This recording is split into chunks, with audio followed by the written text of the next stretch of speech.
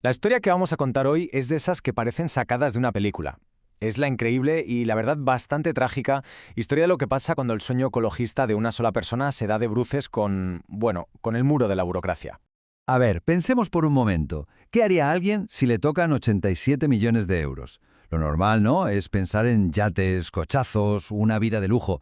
Pues la respuesta a esta pregunta es justo el pistoletazo de salida de una de las historias más extrañas y al final tristes que hemos visto en mucho tiempo. Bien, pues vamos a conocer al protagonista de esta historia, Algarrobo Romero, un funcionario normal y corriente cuya vida, de repente, da un giro de 180 grados. Y no solo por el dinero, sino por el sueño que ese dinero le iba a permitir cumplir. 87 millones de euros. Es que es una cifra que cuesta hasta imaginar, ¿verdad? Pues para Algarrobo esto no significó el fin de sus problemas, no.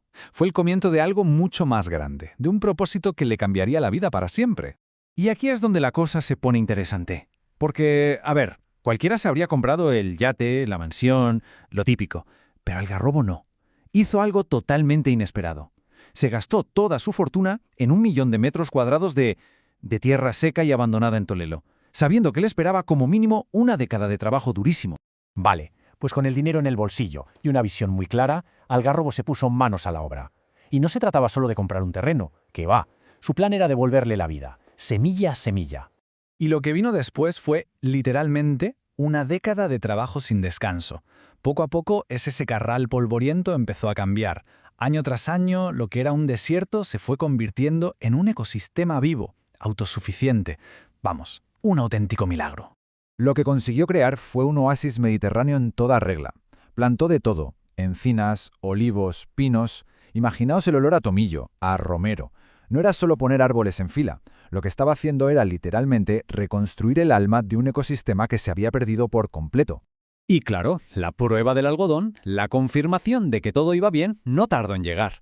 ¿Cuál? Pues que la vida salvaje volvió. De repente empezaron a verse jabalíes, zorros, incluso águilas. Especies que llevaban décadas sin pisar esa zona volvían a tener un hogar. Pero siempre hay un pero en estas historias. Justo cuando el bosque estaba en su mejor momento, precioso, lleno de vida, empezó a gestarse otra clase de tormenta en el horizonte. Y esta no era de agua, sino de papeles.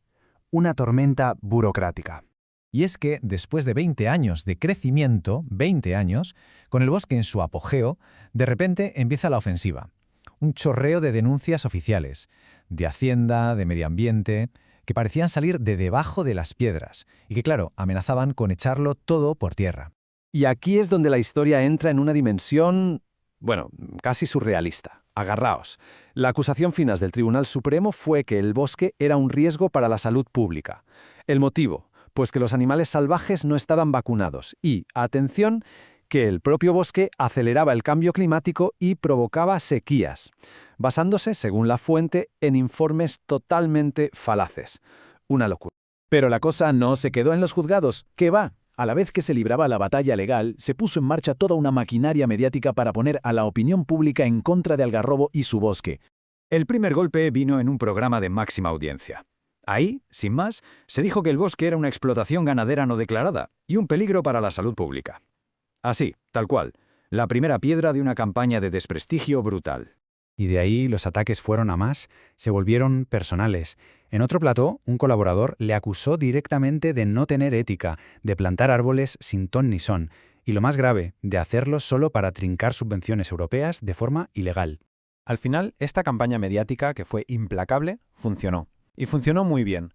Consiguieron que mucha gente dejara de ver el bosque como un proyecto ecológico admirable y empezara a verlo como una monstruosidad que había que destruir. Así de simple y así de terrible. Y así llegamos al final. Después de 10 años de peleas en los juzgados y una campaña mediática demoledora, los tribunales escribieron el último y definitivo capítulo de esta historia.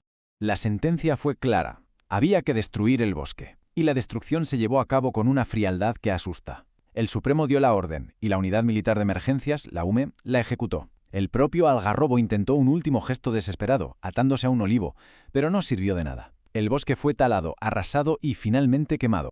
Y por si todo esto no fuera suficiente, el giro final de guión es de una ironía que duele. El terreno, que volvió a ser el desierto que era, fue expropiado por el Estado.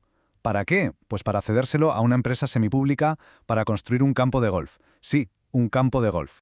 La verdad es que la historia del bosque de Algarrobo nos deja con una pregunta bastante incómoda flotando en el aire. ¿Cómo es posible que un acto de creación, de devolverle la vida a un trozo de tierra, se acabe convirtiendo en un delito?